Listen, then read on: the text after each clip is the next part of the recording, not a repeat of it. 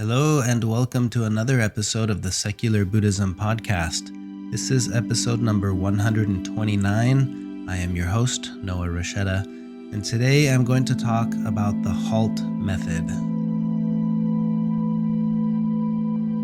Keep in mind, you don't need to use what you learned from Buddhism to be a Buddhist. You can use what you learned to be a better whatever you already are. Before jumping into the koan and the topic I have for this podcast episode, I wanted to clarify something based on an email I received. I want to say thank you to Garrett for emailing me, asking for a better clarification around this idea of becoming a better whatever we already are. And specifically, there was this communication about, is it contradiction with what we're practicing in Buddhism when we talk about wanting to be a better whatever we already are as a form of craving, because we're also saying that the moment we want life to be other than how it is, suffering arises. So how do those two ideas work together? Because wanting to be other than how I am is already the problem that creates suffering. So how does this idea of becoming a better whatever we already are? So I wanted to clarify this just a little bit. For me, when I use this quote, the concept of being a better whatever I already am, and you have to remember in the Buddhist concept or way of thinking, we're already eliminating the duality of good and bad, right and wrong.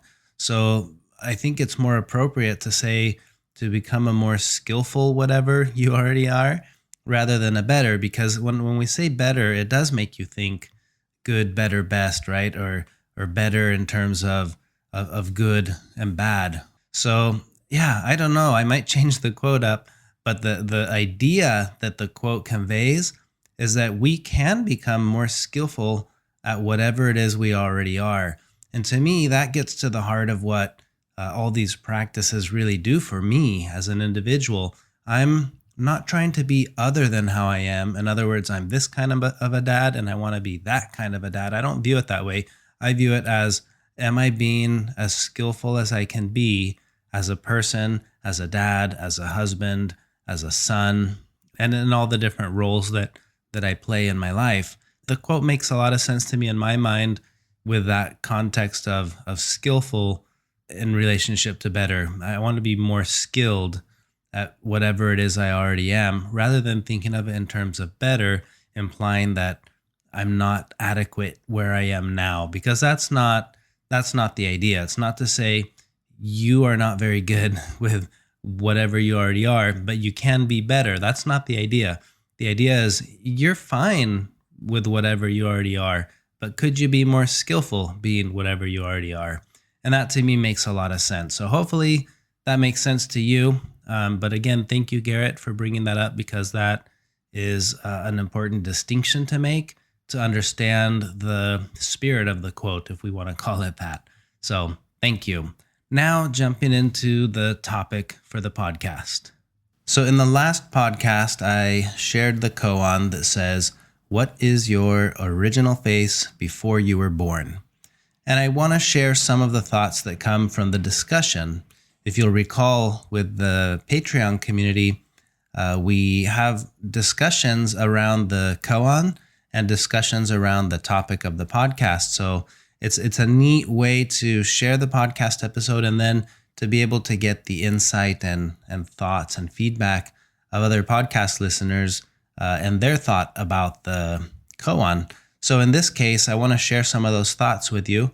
Bob says, and I really liked his answer, he says, "My thought is that any answer I might give would earn me a whack with a big stick from the questioner. Isn't that what always happens when a seeker attempts to unravel these conundrums? Logic is my ladder to climb over the puzzle fence, but once I climb the ladder, the fence is no more." I enjoy that thought from Bob, because I do think in a lot of these koans, there is the answer that the teacher who asked the question ends up hitting you with a stick. That's common in Zen stories and koans. Christopher says, quote, this question makes me think about mannerisms. Mannerisms I have, which I've begun to realize I acquired from my parents. Then I see my grandparents, and they too have these same mannerisms. It makes me wonder how far back our habits go. Who was the first one to sit a certain way, smile a certain grin, to laugh an awkward chuckle? The answer to who the first, the original, is unknowable, but we are connected to that person, long dead, and these habits passed on through the generations. So our original face was influenced by the thousands before us. Close quote. I really, really like this thought shared by Christopher, because to me, the invitation of this koan is to see through that lens of interdependence. And the interdependent nature of my face, as he mentions, is absolutely interconnected with the face of my mom and my dad and my grandma and my grandpa, and back generation after generation after generation.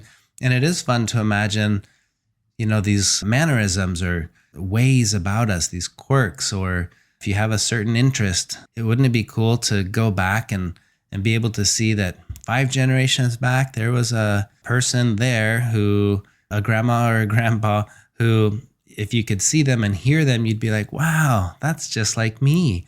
I think it'd be really cool. And it's bound to happen somewhere down the line, right? Because that's how genetics work. And that's a lot of our personality traits and maybe our way of thinking. Who knows? But it's a fun thought process. And it reminds me of a quote that I really enjoy that Thich Nhat Hanh says, where he says, "If you look deeply into the palm of your hand, you will see your parents and all the generations of your ancestors. All of them are alive in this moment." And that's always been a really fun thought process for me, to look into my hands and see the generations of ancestors before me that I have no idea about their stories. And yet here I am, the culmination of all their stories is taking place right now, in this present moment. So that's a fun thought. John says, quote, "This question reminds me of how we can't actually see how we appear to others. Yeah, I know about mirrors, but you see yourself in a certain way. Others see you in a different way, etc. When you try to answer this question, you're just creating a new version that doesn't last but a moment anyway. I would imagine the answer would be a blank stare rather than a definitive response. Does it really matter? You should live in the moment you're in, not in the past." Close quote. And I like John's thoughts on this. It's fascinating to think that in a very real way, we never see ourselves. We can look down and see our hands. We can see parts of our body, but we never see the complete picture of ourselves except through a reflection. That's the only way to do it.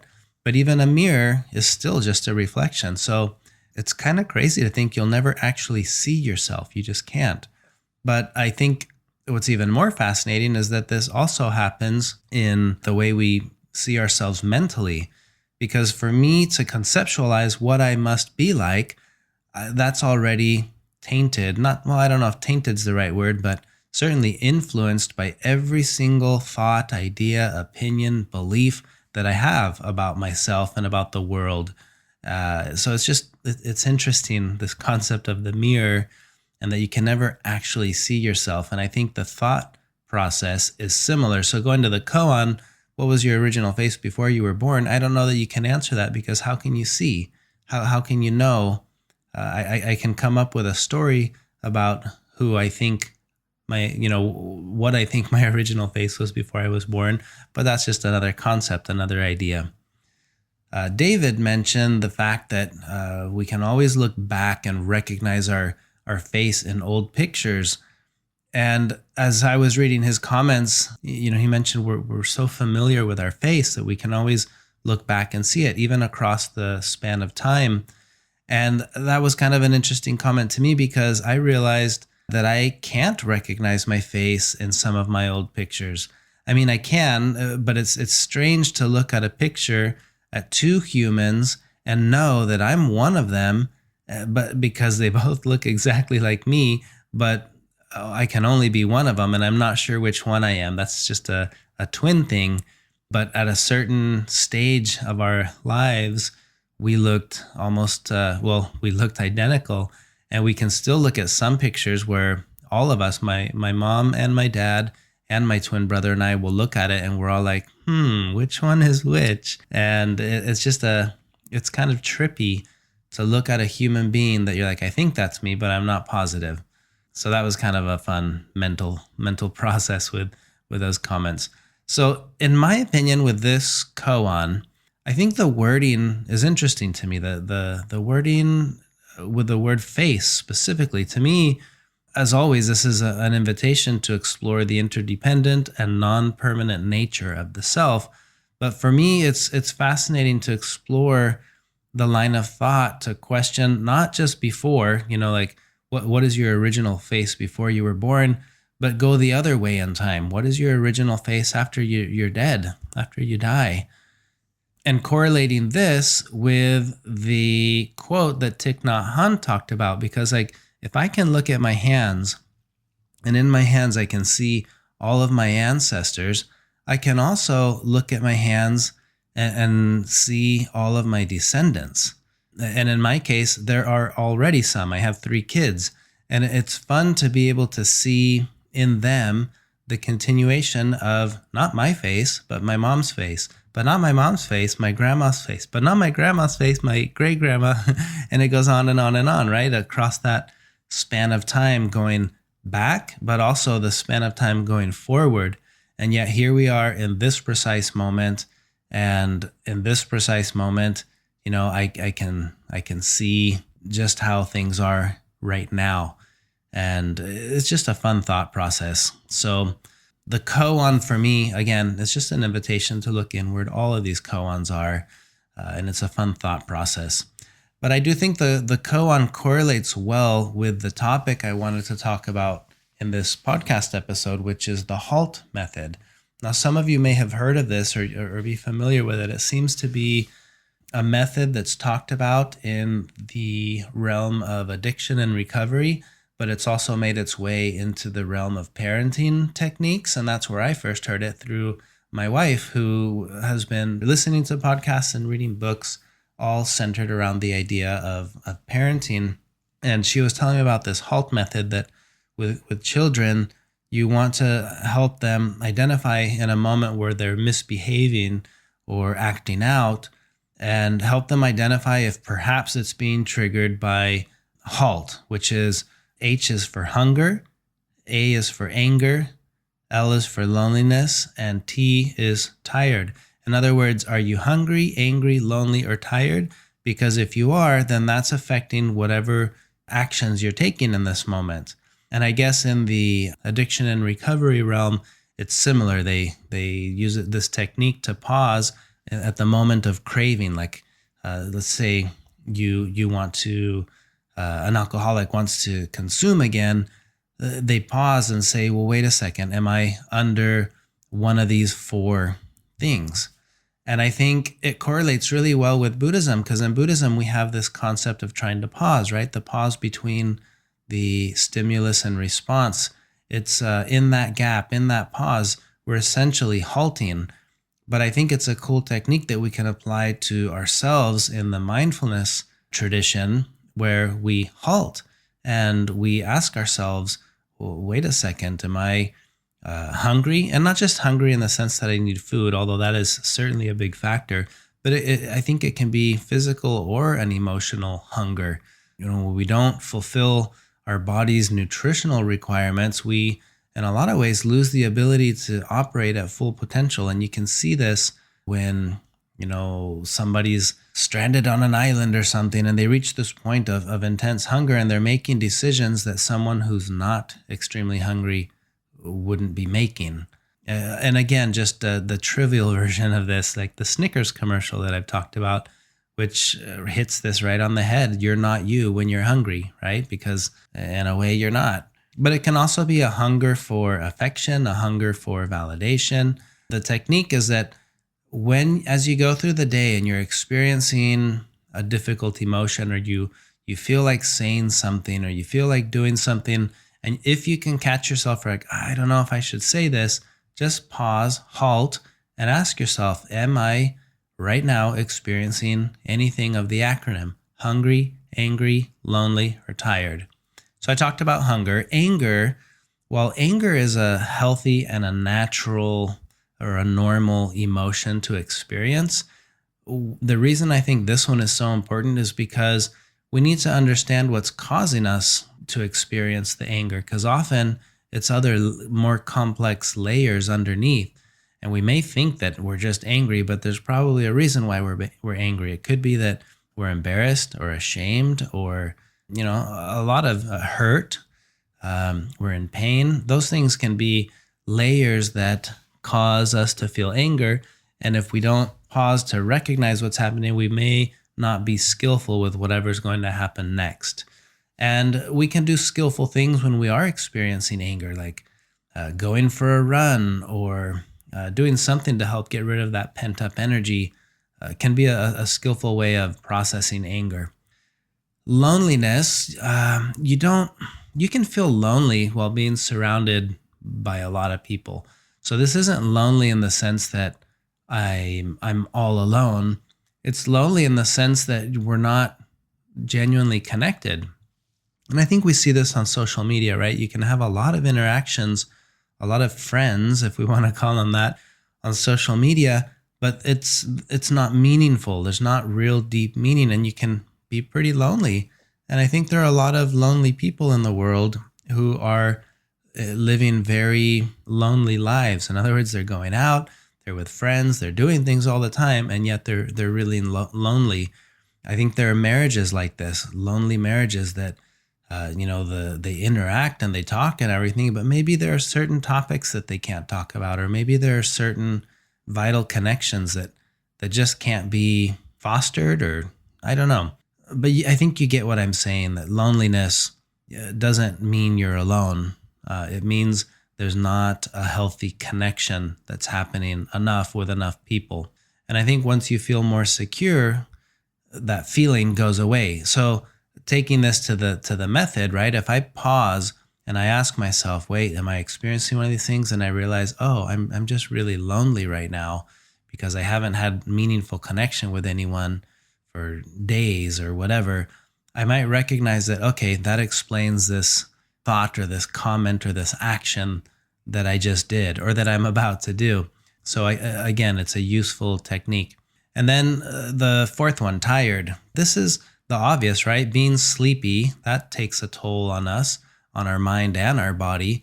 But just in general, operating to the level where we're constantly exhausted emotionally or physically, or operating under the conditions of overwhelmed, feeling overwhelmed, causes us to not be ourselves. And this is a critical time for that, right? We're all in a new routine.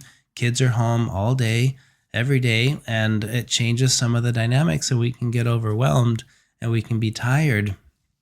And I just experienced this week. This whole past week, I've been sick with a really sore throat, and it reached the point in the last 48 hours that the pain was so severe that I couldn't eat food. I was only drinking liquids because it just hurt too bad to swallow. So yesterday on Sunday, I was wanting to record the podcast and I just wasn't feeling it. And I sat down with all my thoughts and I did this method. I sat there and I thought, am I hungry, angry, lonely, tired? And I was like, yeah, I'm tired. I'm pretty exhausted. I haven't slept well because I keep waking up because I can't swallow. And I'm just feeling overwhelmed with exhaustion. And I thought, well, then why would I sit here and record this? I don't want to, I want to be the me that's not the exhausted me. So that might be the me of tomorrow, but that's not the me of right now. And the me of right now made the decision to not record the podcast. So that's why the podcast came out today and not yesterday. So that was kind of fun to be putting this into practice. But again, I think this is a really powerful technique that as we go through our day-to-day activities, our goal of looking inward is to understand ourselves. And I think this is a fantastic tool that works very well with Buddhist practice, where what we're doing is we're pausing and we're going to halt.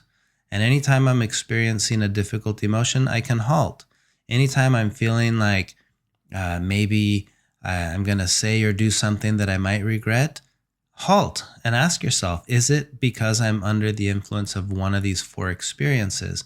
And you may find more often than not that you are. And that's why what you're feeling is so intense.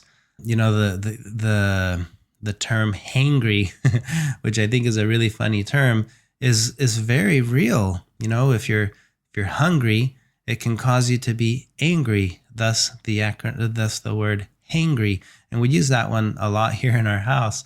And we have another one that I like, which is hotgry, because that's the big one for me. If it gets too hot, I start to feel like my patience levels just drop significantly because I don't enjoy being hot. And some people have different things. For me, that's one of them. If it's hot, I try to be very careful about what I'm going to say or do because I know I'm under the influence of that discomfort. So that's the acronym. I hope this is something that works well for you as a tool. And remember, all these things, all these concepts, all these ideas, they're just tools, right? This isn't the way. But imagine that what you're building to go through life is a little toolkit. And every time you listen to a podcast or you read a book or you you find a cool quote, all these things are just little tools and you put them in your tool chest. And then here you go. I've got this tool, and under these certain circumstances, I know that this is the tool that will help me. This is one of those, the HALT method. It's just another tool that you can put in your toolbox, and hopefully it can help you in your moments where you need to pause and ask yourself, am I experiencing one of these four things? Hunger, anger, loneliness, or tired? And see how that works for you. So as always, thank you for listening. That's all I have for this podcast episode. But if you want to support the work I'm doing with the podcast, consider becoming a patron and joining our online community where we have discussions around these koans and the podcast episodes and more. You can learn more about that by visiting secularbuddhism.com. And if you enjoyed this podcast, feel free to share it with others, write a review, give it a rating in iTunes. And that's all I have for now, but I look forward to recording another podcast episode soon. Before I go, here is your Zen koan to work with for this next week. One day, Chao-chou fell down in the snow and called out, "Help me up, help me up." A monk came and lay down beside him. Chao-chou got up and went away. Until next time.